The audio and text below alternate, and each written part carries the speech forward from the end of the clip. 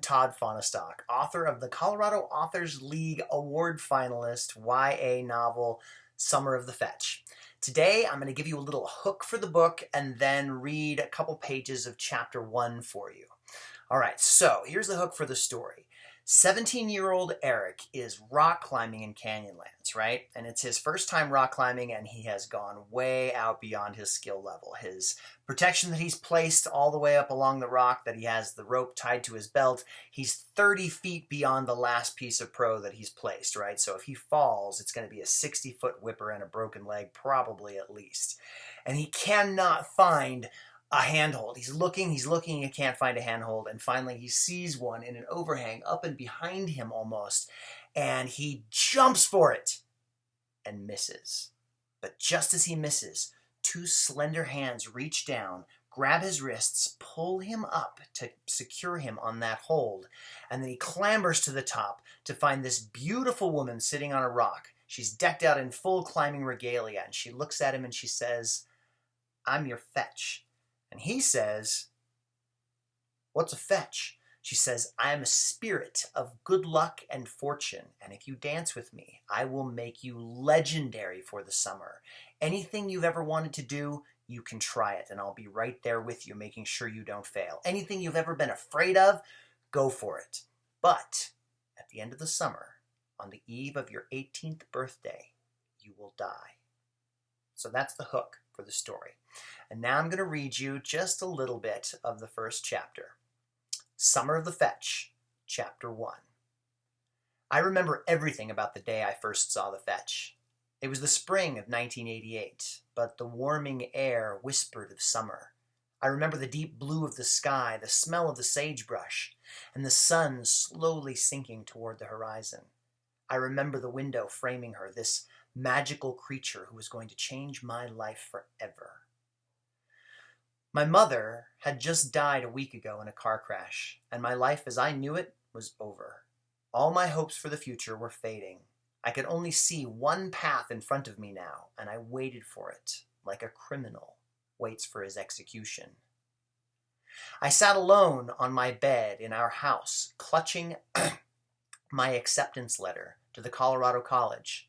I'd applied last fall with barely a hope to be accepted. I mean, I was a good student, but not a great one. I was taking 2 AP classes my senior year. My friends were taking 4.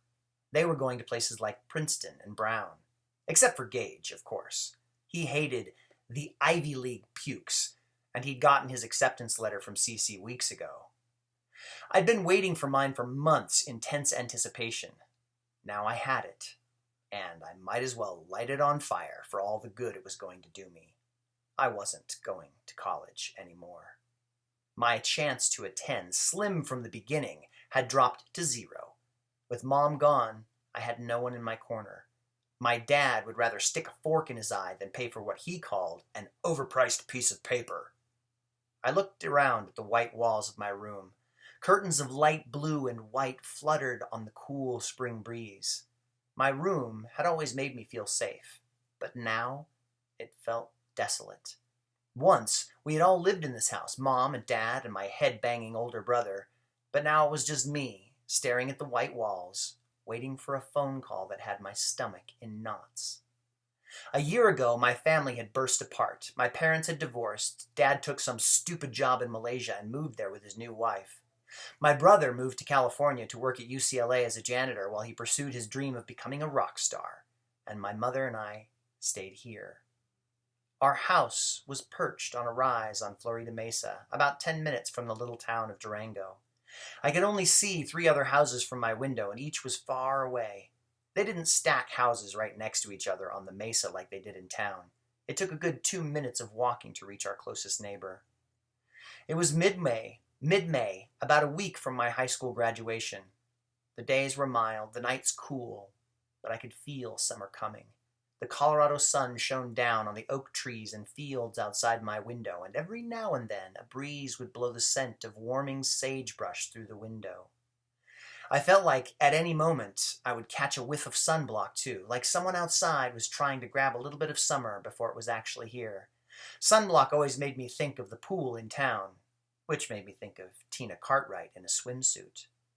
Tina Cartwright. She was another hope that had faded. I'd wanted to ask her out for 2 years, and I never had. I'd been telling myself that I'd work up the nerve, maybe in the last week of school, maybe over the summer somehow. Now, I'd never have the chance. The phone finally rang and I jumped. I'd been expecting it, but I still jumped. Taking a deep breath, I picked it up and put it to my ear. All right, so that's my little reading from Summer of the Fetch. So you've got the hook, you've got the reading, everything and anything that you'd need to get started to know if it's a book that you might enjoy. So if you like a little bit of magic in our real world, this is the story for you. If you like road trips and the 1980s, this is for you. So anyways, I hope you enjoyed the reading. I hope you enjoyed the hook. Again, my name is Todd Fahnestock, and I'm so excited and honored to be a finalist for the Colorado Authors League Writing Excellence Awards this year. So until next time, I hope you read lots of worlds full of fantasy and wonder, and I will talk to you soon.